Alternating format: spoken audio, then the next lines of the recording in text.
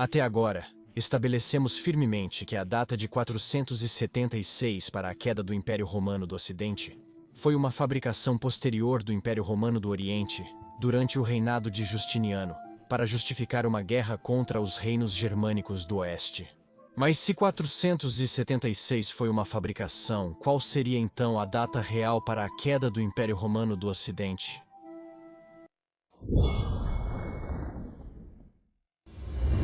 Como estabelecemos em vídeos passados, o cronista romano oriental Marcellinus Comus foi o escritor que primeiro lançou a ideia de que o Império Romano do Ocidente havia caído em 476, sobre o qual falei neste vídeo aqui.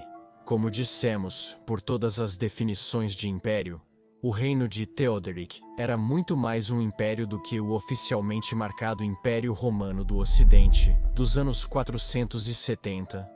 Tinha um território maior. Era politicamente mais estável, não havia usurpadores constantes e guerras civis. E depois de 510, Theoderic até reinou efetivamente sobre o reino visigótico. Assim, considerando tudo, uma grande parte do antigo Império Romano do Ocidente era governada a partir de Ravenna, como havia sido o caso nos últimos anos do Império Romano do Ocidente, após a morte do imperador Anthemius. Concluímos que o Império Romano do Ocidente era significativo, sendo um dos mais importantes do Império Romano. Embora Theoderic não tivesse o título de Imperador Romano do Ocidente, governou como tal. Foram cunhadas moedas que têm uma qualidade muito superior às moedas romanas ocidentais de baixa qualidade dos anos 460 e 470.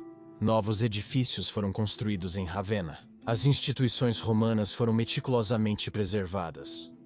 Cônsules foram eleitos no oeste. O Senado romano estava se reunindo em Roma, como se nada tivesse mudado, e o prefeito urbano de Roma, o praefectus urbi, recebia receita fiscal do Estado ostrogótico para proteger, reparar e manter os antigos monumentos da cidade de Roma. O direito romano continuava a ser praticado, a literatura e a retórica romanas estavam sendo ensinadas, e grandes estadistas como Cassiodorus, Simacus e Boétius residiam em Roma e continuavam as tradições dos romanos. O latim ainda era falado, e até mesmo o comércio começou a ressurgir de alguma forma. Após os tumultuados anos de 470, as estradas romanas ainda estavam funcionando e sendo usadas. Os aquedutos romanos ainda levavam água para as grandes cidades de Mediolanum, Ravenna, Neápolis e Roma. E as termas romanas ainda estavam em uso em toda a Itália. Até mesmo jogos eram realizados no Circo Museu.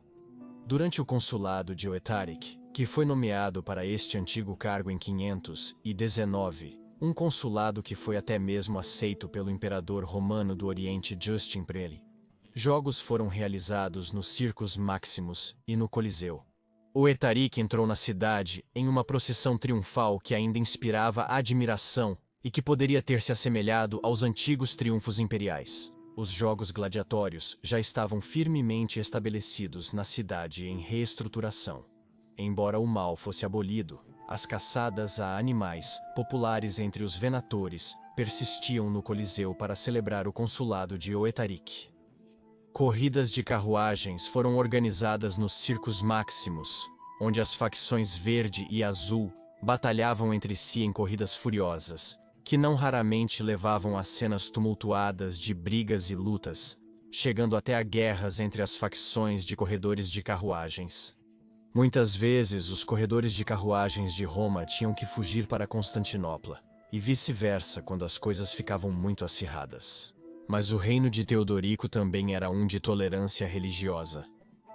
Teodorico e seus ostrogodos eram cristãos arianos, enquanto a maior parte da população romana era cristã calcedônia.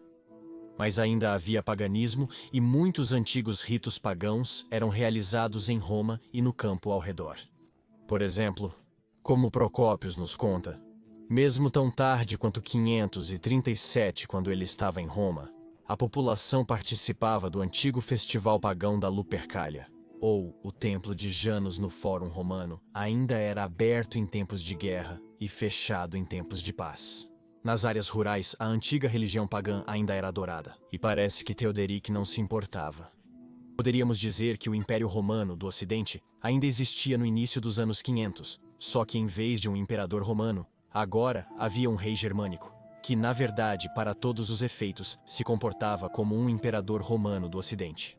E deve ser notado que mesmo antes 476 d.C., muitas vezes o Império Romano do Ocidente estava sob o controle de um Magister Militum bárbaro, por exemplo, Arbogast, Stilício ou Ricciardo. O Império Romano do Ocidente ainda estava sob influência romana, e o trono ocidental às vezes ficava vago por muitos meses. Portanto, um governante germânico não era de forma alguma uma situação inédita. Na verdade, houve uma continuidade notável após 476, de modo que ninguém no oeste daquela época teria pensado em ver 476 como a data para a queda do Império Romano. O Império Romano do Ocidente estava muito vivo e bem para a grande maioria dos romanos, vivendo na Itália, na Dalmácia ou na Espanha visigótica. Mas isso estava prestes a mudar. O imperador romano do Oriente, Justiniano, tinha uma visão muito diferente de um império romano, e assim ele desencadeou uma série de guerras contra os reinos germânicos do Ocidente. O reino vândalo cedeu para os romanos do Oriente em 534. Depois, em 535, a guerra foi desencadeada contra os ostrogodos, sobre os quais falei em detalhes nestes 2 vídeos aqui.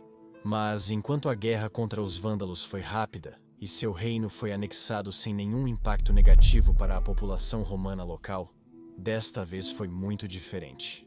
De 535 até 562, a Itália foi tão completamente e totalmente devastada que seria mergulhada na Idade das Trevas. A cidade de Roma foi severamente danificada e despovoada. Durante as guerras góticas, o Império Romano estava em um estado crítico, com poucas pessoas vivendo na cidade. A população diminuiu de 100 a 200 mil pessoas antes das guerras, para 30 mil após as guerras.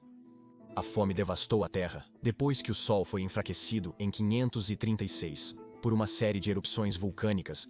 A peste varreu o Império e a Itália depois de 541. Mediolano, a segunda maior cidade da Itália, foi arrasada em 539, mais de 10 mil cidadãos brutalmente mortos por uma coalizão de godos e burgúndios.